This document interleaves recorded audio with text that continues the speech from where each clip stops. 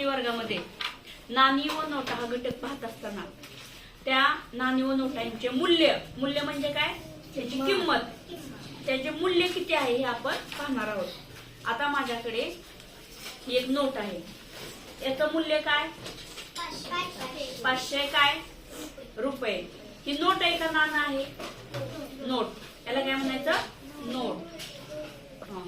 आता ही बघ, ही कितीचे बघ, हातात घे, ह्याचं मूल्य किती आहे, ह्याचं मूल्य किती आहे, किती रुपये, 5 रुपये। याचं मूल्य काय आहे, 5 रुपये। हे किती बघ, ह्याचं मूल्य किती, 100 काय रुपये, 100 रुपये। आता हे कितीचं नाणं आहे बघ, एक काय, हा 1 रुपया, रुपया आहे, रुपया आहे का, रुपया एकच आहे म्हणून रुपया। आता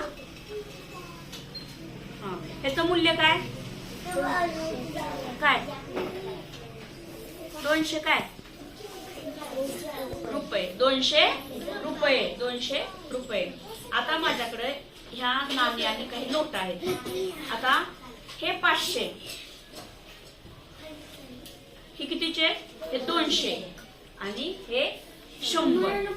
कोण सांगेल, फक्त हातवर करायचं, किती रुपये झाले, सांग, 800, बरोबर आहे का, किती रुपये झाले, 800। असा तुम्हाला हिशोब आला पाहिजे, नोटा तुम्हाला माहित झाल्या पाहिजेत। ही 500ची आहे, ही 200ची आहे, ही 100ची आहे, ही 20ची आहे, 10ची, अशा सगळ्या नोटा माहित असतील तर तुम्हाला हिशोब देणं सोपं जातं। समजलं?